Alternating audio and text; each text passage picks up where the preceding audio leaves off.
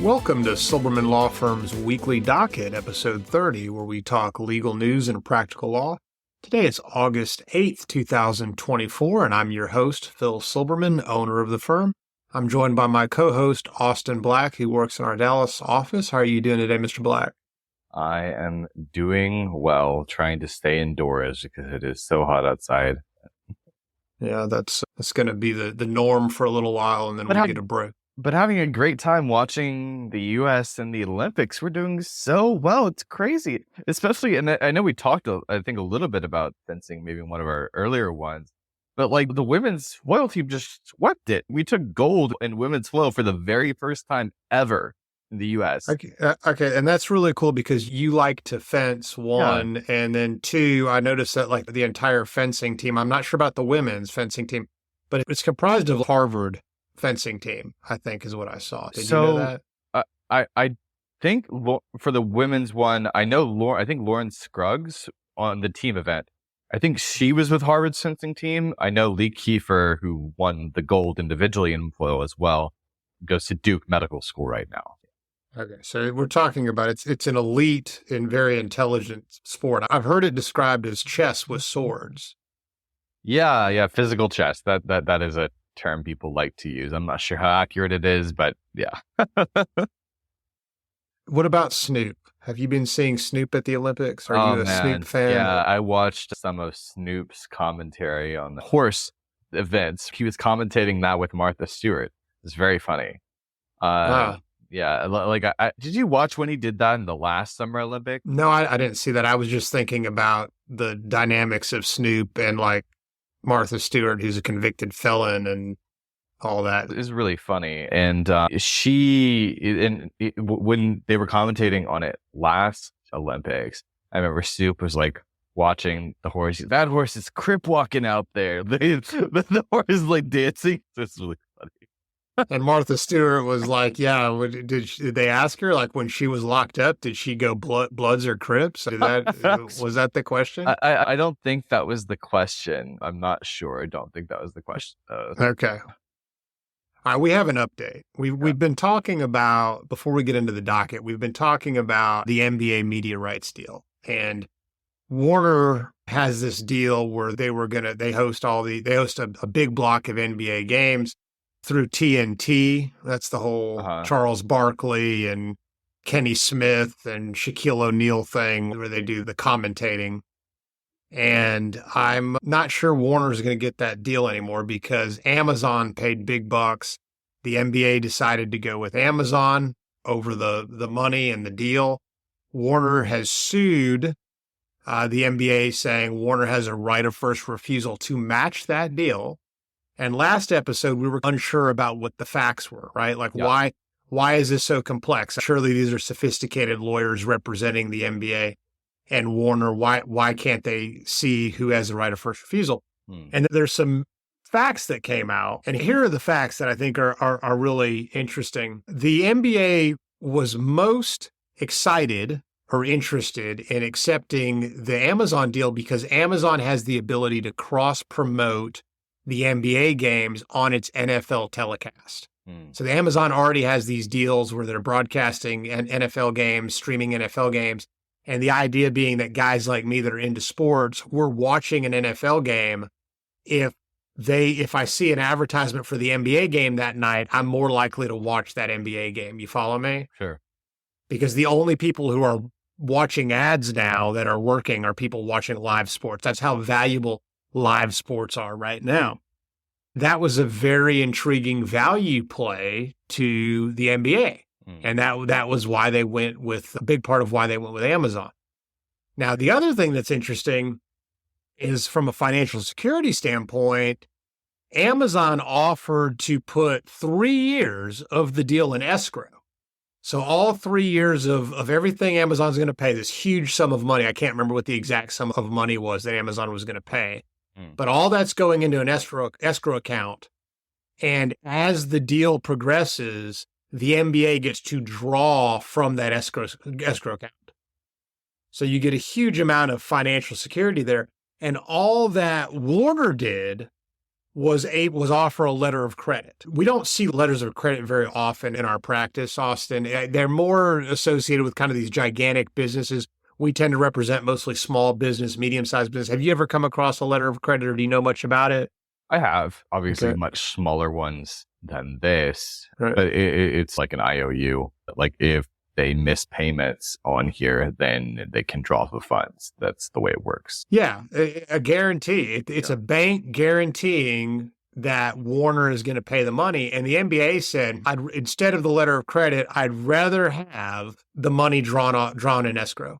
Yeah, of course, because then you probably have to fight with the bank to get them to pull it. In the event where Warner doesn't pay, the bank isn't going to instantly turn over all that money. Yeah. So, yeah. Yeah. Of course, if you could get in a fight with an escrow agent as well. Sure. We see this a lot of time in our real estate deals where a seller and buyer get in a fight, and Austin, you just can't call the title company. I'd be like, hey, give me the money. The title company's not going to do it. Everyone thinks you can do that, but no, they're like, aren't they supposed to give me my earnest money? Okay, yes. Like I always give people the legal answer and the practical answer, right?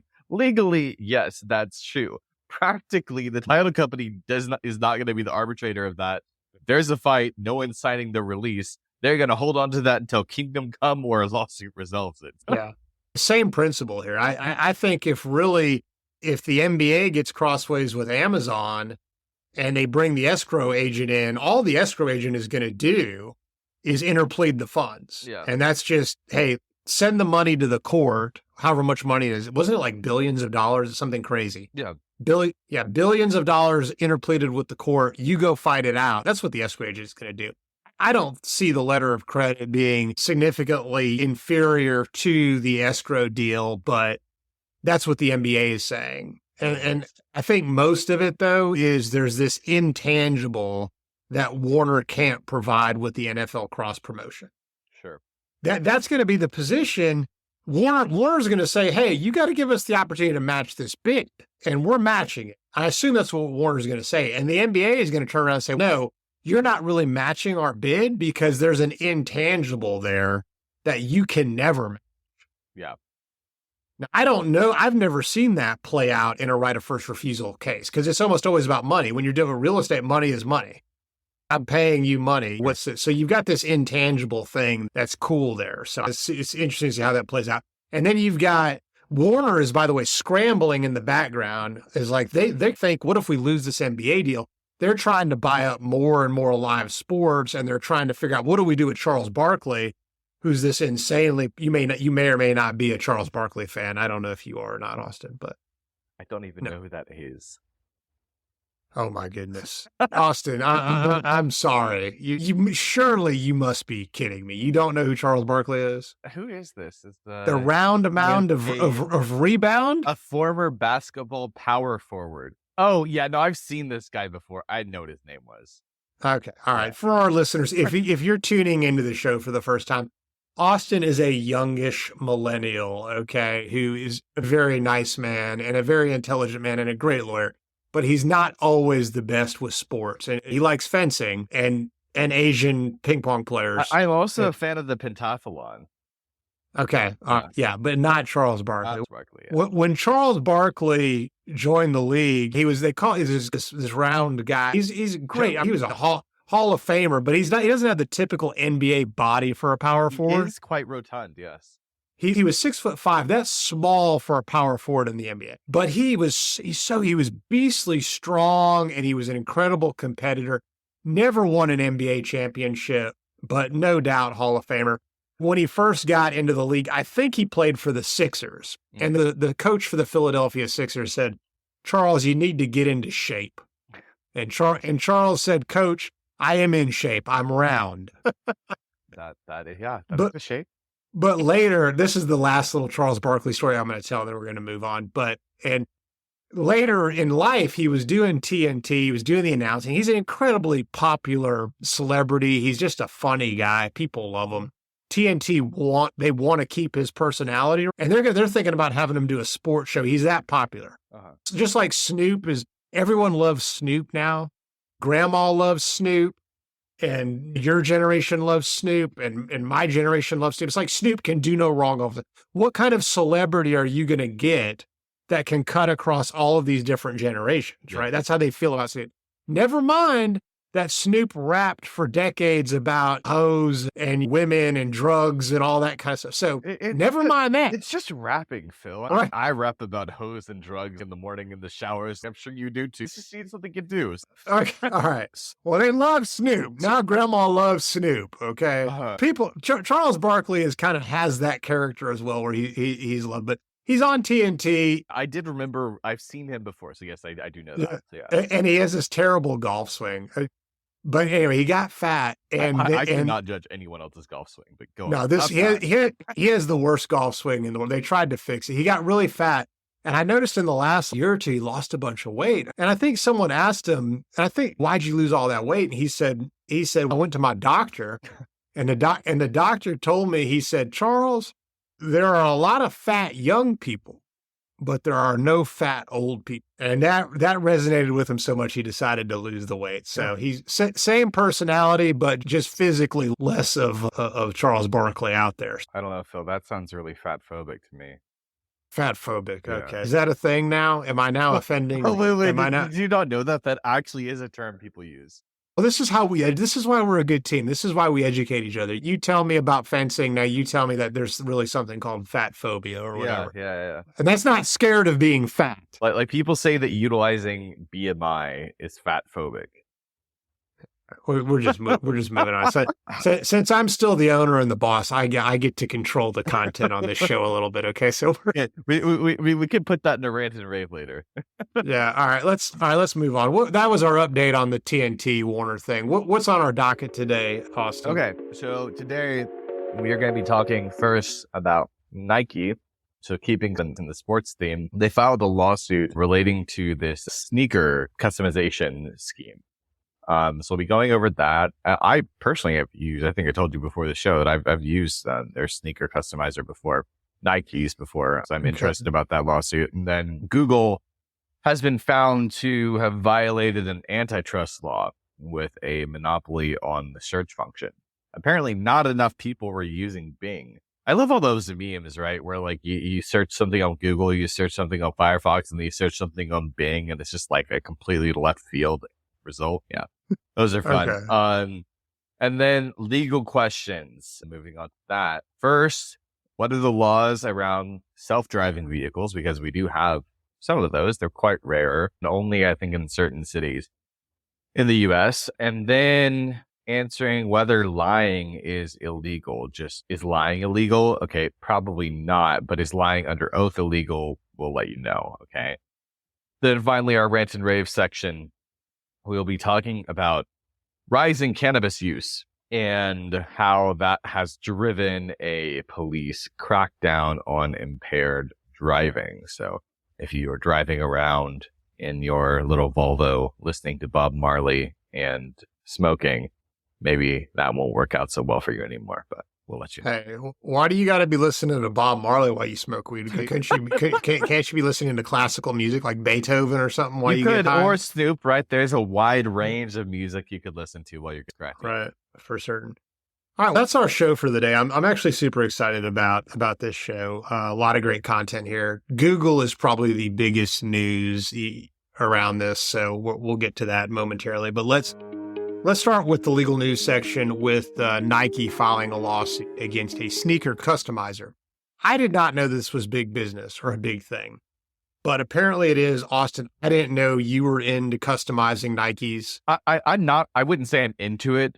The way I am with running shoes, for me, they last a long time. I don't know what that says about how much I run, but they last quite a long time for me. And the time before, not the shoes I currently have, but the one before that, I think when I was living and working in DC, I got some like Nike running shoes that I used their sneaker customization software. And it was pretty cool. Like you could visualize, like you could see the sneaker on the screen, right? You could change the colors you wanted, like different, like breathable things. You could change the insole if you had high arches like I do, or you were more flat footed. Yeah, it was interesting. But yeah. I don't think we're talking about that kind of customization. I think we're talking about like really like far out, like artistic customization here. Oh no, Nike does that too, and those are really? more like expensive custom things, because I think that's why they're suing. Well, you're right. Yeah. They did used to collaborate with this guy, but Yeah. for our listeners that don't know, like me, apparently you can go buy some Nikes and you could go anywhere. You can go to various customizers out there that maybe not be affiliated with Nike, and you can pay to have these things customized. There was this guy, I guess it's a guy named Shambrone. I'm guessing that's how you pronounce it. So yeah, that's the guy in the Fast and the Furious movies, right? I don't know. Are you being serious? I have no idea. I'm joking. The guy that Vin Diesel plays is Dominic. So I just think of that whenever I see this. So. When you hear Dominic, I think of Italian. I'm now hungry for Italian food is what I am. But he's known as the shoe surgeon, and Schiambone's been customizing Nike shoes for years. He takes classic designs like some Air Jordans or whatever, and he makes these very unique, artistic. Austin, what is this word? Bespoke creations? Bespoke. Are you familiar with that word? Yeah, Bespoke. so I see it used much more often when talking about like bespoke suits and things like that, where they are just entirely made for one specific person. I see. Yeah. Thank you. I've gotten a vocabulary lesson on this show, so that's incredible. He's done some cool stuff. Gold dipped sneakers for LeBron James. He's done some other custom designs for Tom Brady and Kim Kardashian. Gained some significant reputation. Are you laughing because I mispronounced Kim Kardashian's? No, I was just wondering what he dipped in gold for Kim Kardashian.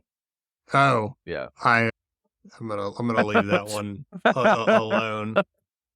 He did work for Nike on various projects, but that relationship has since soured because Nike just hit him with a big trademark infringement suit. Nike's claiming that the shoe surgeon, Schiambrone, transitioned from creating sort of these one-off artistic type things to these designs is now like this larger scale operation, and it's violating Nike's trademark. It's infringing on Nike's trademark. So company Nike seeking $60 million in damages, alleging that Schiambone's practices have harmed its brand. So these customized shoes, Austin, I don't know what you paid for yours, but they're not cheap. I mean, mine were nowhere near this sort of a thing. They I think they were like around 200. Yeah. Now these are the average for these things are like $4,000 or $5,000. Yeah. For the shoes, just so we're clear. Do you think it's a trademark? I mean, do you like that idea of trademark infringement? I mean, you buy that? No, I don't. Unless it's like going off of the idea that he can't like resell Nike products, but I don't even think that's the argument. You know, your gut instinct of, okay, no, you don't buy it, doesn't sound like trademark infringement. Your gut instinct may not be incorrect. You're allowed to buy a product and incorporate it in another product. The example I use is Barbie. Mm-hmm. The Barbie movie came out. It was wildly successful. It's a brand owned by Mattel. You probably knew who Barbie was, what Barbie was, even though you don't know who Charles Barkley is. Okay. Yeah, there has not been a Charles Barkley Barbie as far as I know, or Ken. Okay, wait. And if you're a parent and you've got a little girl, you're going to call up to the baker and say, can you bake me a Barbie cake? Mm-hmm. And the answer to that is no. If you're Kroger or Randall's or wherever you are, or Shaw's or HEB, wherever you are, you cannot just start making Barbie cakes. That's a violation of Barbie's trademark, right? Unless you have a contract with Mattel. Yes, then you're not violating anything because you have a license to use the trademark. But what you can do, Austin, is you can go down to Walmart. I would say Toys R Us, but we don't have Toys. Maybe Toys R Us isn't around in that same way anymore. You go down to Walmart, buy a Barbie doll, make a paint cake, and then stick Barbie in the cake, right? Actually stick the doll. You can do that. Yeah.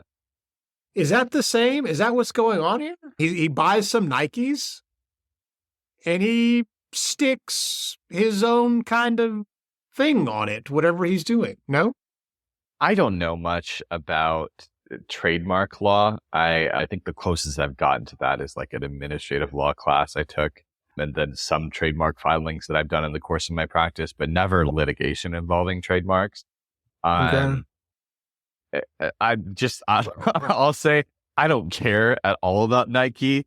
Anything that makes them lose money, I'm happy with, to be completely honest. I think that Nike didn't like how much money this guy was making and are wanting a piece of the pie. I think that's all that's happening here. That's probably the practical, people, right? There are many smaller people who do things like this. Yeah, there's probably the practical aspect of it. Nike's going to go after the biggest one. The standards of trademark, if you're thinking about trademark infringement, you have to have ownership of the mark. Nike obviously owns Nike.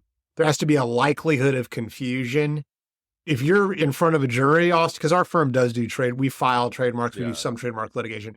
If you are imagining yourself in front of a jury, you got 12 people there, and you hold up like the classic Air Jordan, and then you hold up like the gold dipped Air Jordan with sparkles on it, rubies encrusted on its heel. News about which one is sold by Nike? I don't think so. Yeah. Okay. All right. That's Nike's going to try to argue otherwise. Well, but like if Nike had something where they had creations like this, I get it. But like that would make more sense to me than what this is. But as far as I know, the only time Nike has ever done anything like this on their own is when they are doing like a special promotional thing for a celebrity or something, and they just send it to them for free. So I don't even think they ever sell anything like this. I could be wrong, but I don't think they do. Yeah. That the main element that we always fight over in trademark litigation is likelihood of confusion. The other stuff is gimmies, the ownership, the obviously used it in commerce, selling the shoes, and there was an unauthorized use. So it's all going to come down to likelihood of confusion. There's a whole list of other people, to Austin's point, that are doing this as well. This guy's big. Nike's going after him. Before we move on, the question I'll ask is, Austin, what about copyright? Why not copyright? And do you believe that a Nike shoe is a work of art, is a copyrightable, like a work of art, a design, or you don't think it gets there? I think it's like a mass-produced product, and I'm not sure if this would be something. Their design is copyrighted, as far as I know. Right? It's an ambiguous thing, and I ask you to elicit a point.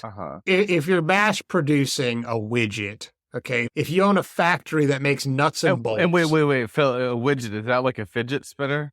Yes, very close to that. Okay, if you mass-produce a product like nuts and bolts, something benign, boring, your design of your nut and bolt is probably not copyrightable, right? Maybe it's a patent. Maybe you can get a design patent on it, and I'm not sure if Nike has any design patents on its shoes. It probably does. The patent violation thing, I don't think that's gonna work here. I don't know if the shoe rises to if the shoe fits, wear it, right? But if the shoe rises to the level of artistic design, if your shoe rises, you probably can't wear it in the NBA. Right, that'd be an illegal piece of equipment. Shoe, yeah. If your shoe's like this work of art, this design, maybe you can get a copyright. I did look up, if you're thinking about other products, I looked up a Ferrari. If you think about the movie Ford versus Ferrari was a very popular movie, and this idea that this Italian man who was Ferrari at the time, and he considered Ferrari a work of art, right? And in Italy, that played out because there was an Italian court said that the Ferrari, the 250 GTO, is a work of industrial design, and that shape was eligible for copyright protection. Yeah. Is Nike's shoe the same thing? I don't know. Probably not, but probably not. Now, I will say that just a brief thing. So Nike and Adidas are the two major shoe companies that make exclusively fencing shoes. So I use Nike's fencing shoes. They're called the Nike Balestras. A balestra is a fencing move. There's some specifically made for that. I had no idea you needed special shoes to go fencing. You don't, but these are made for the sorts of quick foot movements that are used in fencing. They did feel great. They're really light, and Adidas focuses more on high tops in fencing, whereas Nikes are more close to the ground. So they make a lot. They do make a lot of shoes that are for specific purposes, but even those I don't think would rise to the level of works of art here. So, We'll see if Nike prevails in this case for what happens, and if it's just they end up settling or whatever. We'll keep everybody updated on that. But let's go ahead and move on to probably the biggest legal news of the last week or two. Google gets popped for antitrust. There's a judge, I believe it's out of the District of Columbia. I think the judge's name is Amit Mehta, which is hugely ironic, but it's not spelled like Meta Platforms. It's spelled Meta, M-E-H-T-A. But this judge says,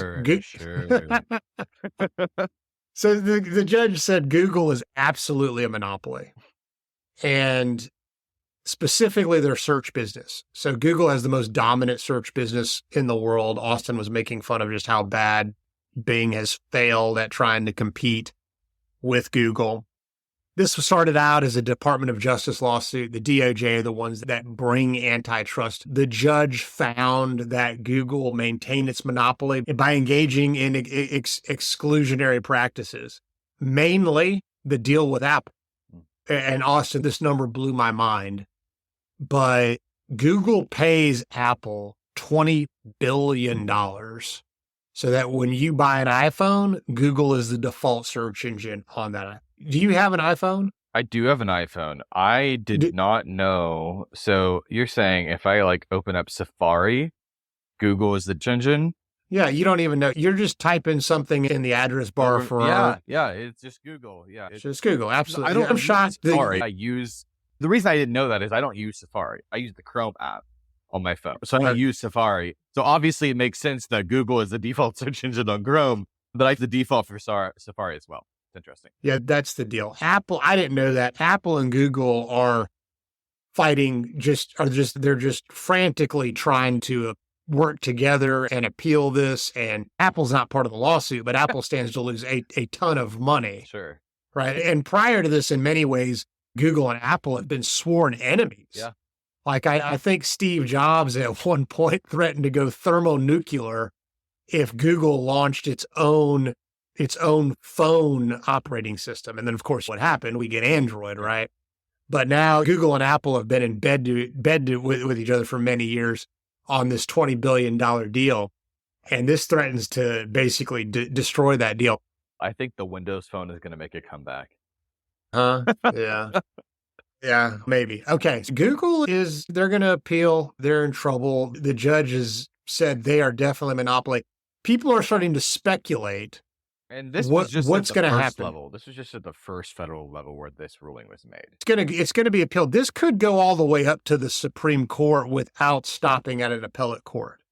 There's something special within federal law. And that's what you're too young to remember Microsoft, Austin, but Microsoft was sued for monopoly in 2000.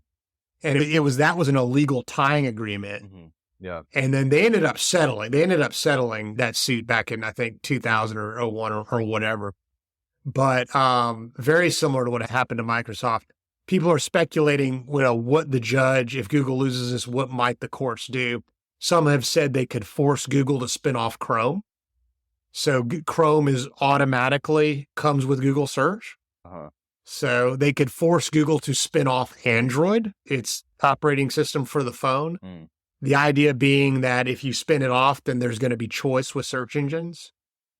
And they could kill the Apple deal. You didn't even know that you could select on Apple your default search engine. I knew I could select on Apple my default search engine. I didn't know that the default search engine on Safari was Google because I don't use Safari. Yeah. So big deal. This could have a big impact on Google's business, on its share price, on its value, all kinds of speculation on what's going to happen here. It will likely be appealed. This will take years to play out. It gets me thinking about different other arrangements, right? And this DOJ, this Department of Justice, has been very aggressive in its prosecution. But you shop at Costco, don't you, Austin? I do not have a Costco card. Let's just pretend you answered yes. My girlfriend has one, though. So I go there with her, but yeah. Okay, there you go. So Costco has a deal where they sell Pepsi exclusively at their food court. Yeah. And to pay for that deal. I don't see. Is that different than this? Is that monopolistic? No. I considering Costco is losing money with their food court, I don't think so. Well, I asked that question, because it's the same concept. It's just how big is too big. Sure. And really, who cares about sugar water? But this has far-reaching implications. So lots of examples out here of other companies that have these business arrangements. Google's position, and the attorney for Google was quoted as saying, okay, the judge admits that Google has the best search engine. Nobody, and the attorney saying, no one is questioning that we have the best search engine. We're just being punished for marketing it, for providing it to people. Yeah. That's Google's position. I can just imagine some federal judge being like, in interest of competition, 1/3 of the U.S. must now use Bing. Google will be blocked in all these you got punished. You get punished for using Bing. I don't think Bing is that bad. You think it's that bad, huh? I don't think it's actually that bad. It's just funny. It's just funny that AI is really bad. I would say that AI is very bad. I think we talked about that towards the beginning of this podcast. Of starting this podcast was how bad Bing's AI, you would ask it for suggestions on dealing with depression and it would recommend suicide. Jump off. Yeah, no. That's one way to deal with it. All right, let's go. We'll keep everyone updated on the Google thing as it plays out, but let's go ahead and answer some legal questions right now. And the first thing we're talking about, self-driving vehicles.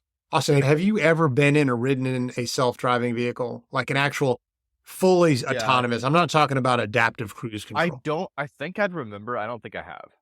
Yeah, I have not either. Yeah. And here's where they are a thing, and they are being marketed and people are using them. You've got Waymo in San Francisco, which, by the way, I think is a Google-backed company, if not completely owned by Google. I don't know. Waymo in San Francisco, Phoenix, and then LA, Los Angeles, and Austin are coming soon.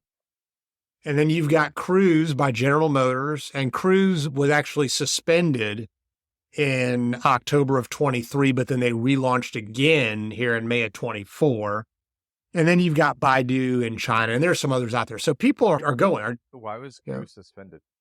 They had some accidents and some negative press. So they purposely suspended the program. And I guess they feel like they've got things going again, got things moving again here in May of 24. So would you get in if it comes to Austin, would you be comfortable taking a self-driving taxi? Yeah. By Waymo? Yeah, I would. It's interesting. So in China, Baidu is in 11 cities, including Beijing, Wuhan, Sichuan, Shanghai. So a lot of really large cities there. It's interesting. Yeah, I don't know. I'm not sure I'd be completely comfortable taking one at this point, but there are some more comfortable in a self-driving car than I would be in one driven by a human, especially in cities where I'm if I was a tourist there, I'd be more comfortable getting in a self-driving car and going there than renting my own or having a driver there. Because I've seen, for instance, Paris. I hate drivers in Paris. My gosh, I hate them so much. It seems like it'd be impossible to have a self-driving car in Rome where there's really no there's no order of traffic or anything like that. A self-driving car in Honduras. That sounds like a really good idea. Well, you would never go anywhere. You would just because the sensors would be going off all the time as the mopeds circled you like sharks. All right, so all of this is regulated, and I did not know this, but all of this is regulated by the National Highway Traffic and Safety Administration. That's NHTSA. And they have all of these requirements that you have to fit. Manufacturers have to submit a safety self-assessment list to this organization and how their autonomous vehicles comply. And you have these 12 priority safety factors. You got design elements as operating design and event detection, all of these very technical things. Yeah. So you assume that our NHTSA is doing a good job. I don't know if they are or not. There's some federal legislation out there that wants to get the DOT, the Department of Transportation, involved. That's under Pete Buttigieg. So maybe he steps in. They do some administrative rulemaking, trying to further regulate this thing. I don't think that is quite taken off yet. So all of our regulatory scheme, or all of our regulatory laws are coming from this NHTSA. So the state regulations are quite varied. As you would expect, maybe in some of the more conservative states that promote business are a little bit more lenient. Some of the more progressive liberal states are a little bit more restrictive. I think that, right? You would think that, but in Texas, we still can't sell Teslas, right? Is that right? Yes. Because we have to protect our dealers. Yeah, we have to protect this state where we talk about being such like a great promoter of business. We're like, no, we can't sell Teslas here because we have to protect little GMCs. Oh, it's so No, it's not GMC. It's Bill Smith Chevrolet or something. I do not care about Bill Smith Chevrolet. I want Bill Smith Chevrolet off of my billboards and off of my commercials. It's so annoying. I don't care. I do not care. All right. Can't sell Tesla. But okay. So if anyone's curious, Texas does follow just the national policy. They defer to the national body there. The Texas does defer to the TSA, and we follow that federal regulatory scheme. And so when Waymo comes to Austin, should be no problems. There are other states out there that are not so lenient. There's been some terrible crashes, some cases. Uber had a self-driving car accident in 2018 where an Uber autonomous vehicle struck and killed someone in Arizona. And that's bad press. It's obviously a terrible tragedy. Kind of. And then you've got a lot of Tesla autopilot cases as well. Oh, okay. So I have, no, Tesla obviously isn't entirely self-driving, but I have been in a Tesla that was on autopilot. It was really interesting. Like, the driver was just sitting there. Now, they were paying attention to what was on the road, but it was much more in depth than normal cruise control. Yeah, even that is a lower level than what we're talking about here. Yeah. But even those can be dangerous. And if you're talking about Cadillac Super Cruise, for example, or Ford Blue Cruise, those are lower level autonomous driving technology or features. The idea is it actually scans your eyes, and you're supposed to keep your eyes open. And if you look away or doze off or fall asleep, the vehicle will slow down to some low rate of speed and just go very slowly. Yeah, they're going like beep, beep, beep, beep. Yes. So but we're talking about something. We're talking about robo-taxis. Tesla, much of the share price in Tesla is built around Elon Musk's new launch of his Tesla robo-taxi. Yeah. And we're waiting. He keeps delaying the push. He wants to really wow us on how great this thing is going to be. When these self-driving vehicles cause a tragedy or hit somebody or an accident, you're now no longer squarely within the traditional negligence arena. Yeah. We're not car accident attorneys, but if you're a car accident attorney or personal injury shop, you are all about negligence and that you're suing the driver. This is different. This is products liability. Yeah. And with products liability, Austin, when that machine doesn't work, when the product doesn't work, you just have to prove a design defect, like a software defect. Which is a lot harder than... In some ways. But if you simply prove that there's a design defect, then you automatically have strict liability. Sure. And when you have the strict liability standard, then you don't have to prove the intention of the defendant. So in many ways, it's easier than a negligence lawsuit. I'm more meant for the normal person, right? If you are, for instance, if you get hit by someone, then obviously usually there's something wrong with the person who hit you. But in this situation, if you're bringing this sort of lawsuit, you need to get like extra witnesses, et cetera. So the cost of litigation here could be higher. Yes, it might be easier in the long run, but the cost of litigation could be a lot higher up front. So and you've got deeper pockets. Sure. You know, you're suing Waymo and Tesla and Uber and that kind of thing. So that's the 30,000-foot overview of autonomous vehicle law. So that was incredibly interesting to me. Hopefully the listeners found it interesting as well as we make this foray into autonomous vehicles. That brings us to our next legal topic, which is lying illegal. And Austin, you did a spoiler alert for us. Obviously, lying is not illegal. But you would be surprised how many of our potential new clients, how many people call us and they're like, so-and-so lied to me. Yeah. And we have to call them now and say, Mr. Smith, it turns out that lying is not actually illegal. Yeah. But outside of some other circumstances, right? Like, for example, if you're testifying under oath, or if you're engaging in some sort of business deal, like you're selling a house, that can be fraud. Fraud in many ways is a type of lying and deceit. When the bottom line is when you're doing things out there like signing affidavits, or your sworn testimony in court, or you're in a deposition. All those are things that are under oath. Yeah. And I don't know if they do this in court anymore. In many courts, they've taken away, you put your hand on a Bible and you say, do you swear to tell the whole truth and nothing but the truth, so help you God? A lot of courts are not, they're leaving the God part out of it. I mean, they just have you raise your hand. Yeah. So. Yeah. Yeah. It wasn't so long ago that you would still swear on a Bible. Did I ever tell you my story about the pathologist, Austin? You did, but feel free to tell it for our listeners. I'm going to tell it again for the listeners. So there was this one old country lawyer in court, and he was actually cross-examining the witness, rather. And the witness was just lying through his teeth. Just everything was a lie. And the old country lawyer turned to the judge and said, Judge, this is what happens when you tell a lie. You tell one little lie, and you got to tell another little lie to cover that up, and another lie. And by the time you know it, Judge, you're a pathologist. Now, obviously, the guy was trying to say he's a pathological liar.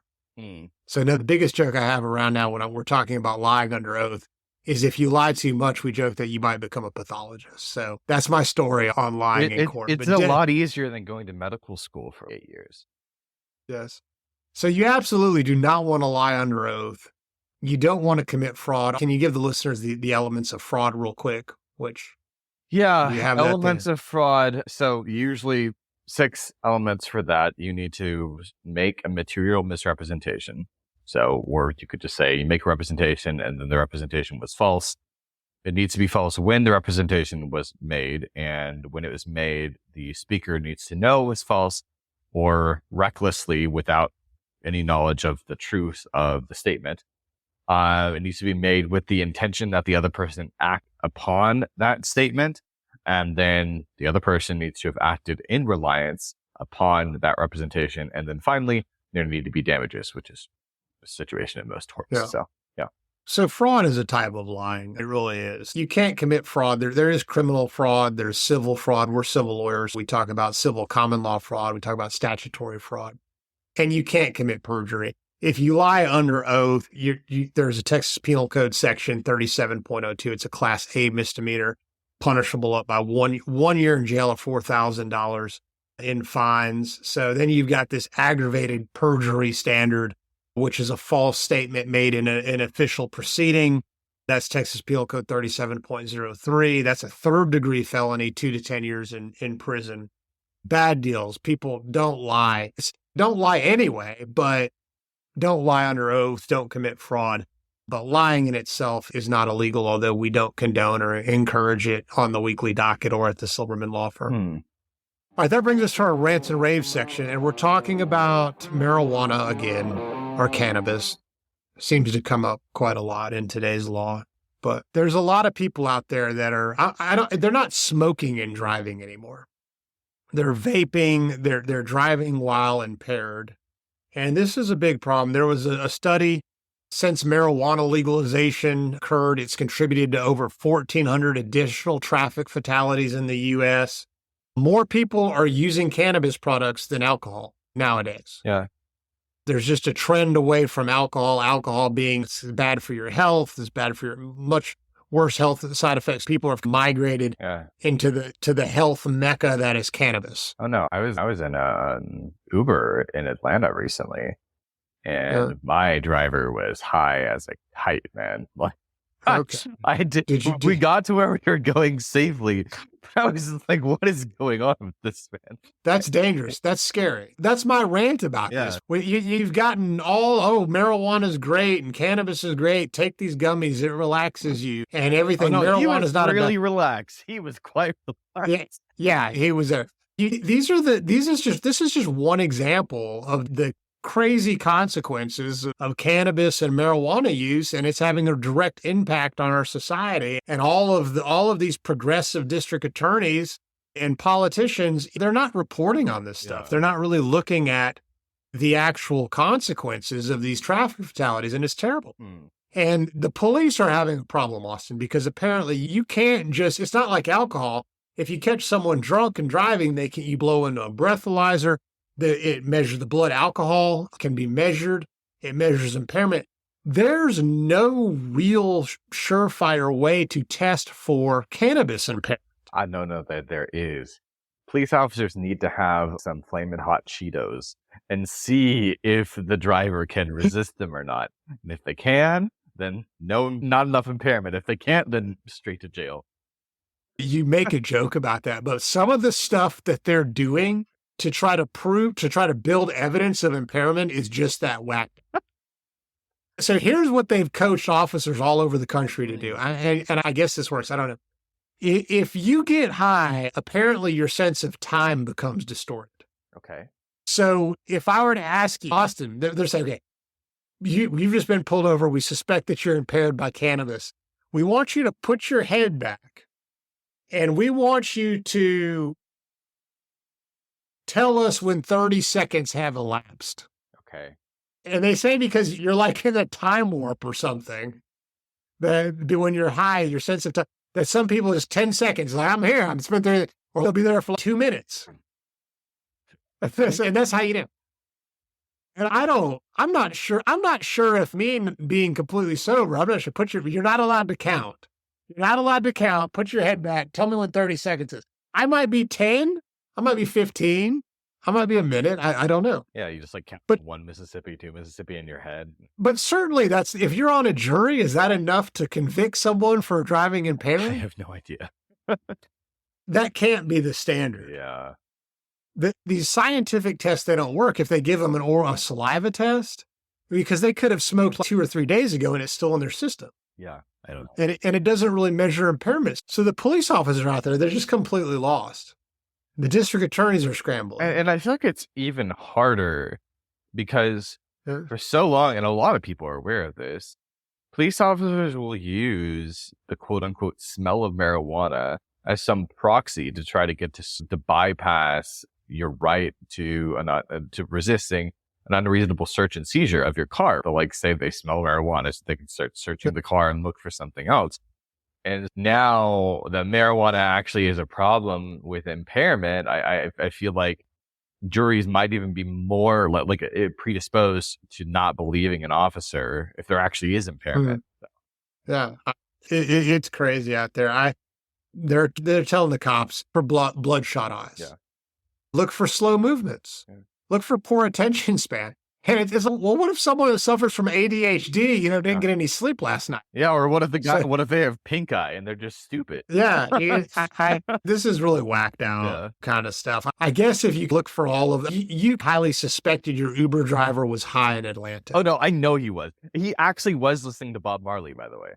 Okay, so that's what the criminal jury trial is going to look like. Yeah. When they prosecute your Uber driver, it's going to evidence what was he listening to, what were his eyes bloodshot, and you're going to where were you before? Yeah. They're going to how was he impaired? And the jury's going to have to decide. About 1/3 of all drivers don't believe it's dangerous to drive after using marijuana. So this also makes it really hard because if you vape marijuana, the amount of THC in your blood drops by half every 17 minutes. That's much faster than alcohol. Yeah, so it's just really hard to catch this. This is a huge problem. Nobody has a solution for this. Law enforcement doesn't have a solution for it. The district attorneys don't have a solution for it. Yet, as a society, we are pushing forward with marijuana. Yeah. That brings our show to a close. I've been your host, Phil Silberman. Austin Black has been my co-host. Like us, follow us, review us wherever you get your podcasts. Nothing in this show is to be considered legal advice. This has all been for entertainment purposes only. Please don't smoke marijuana or vape while you drive. It's a really bad thing. If you have a legal question, be sure to send us an email, info@silblawfirm.com, info@silb, S-I-L-B like boy, lawfirm.com, and say you want it publicly answered in the podcast. Everybody have a great rest of your week. Thanks, guys. Bye.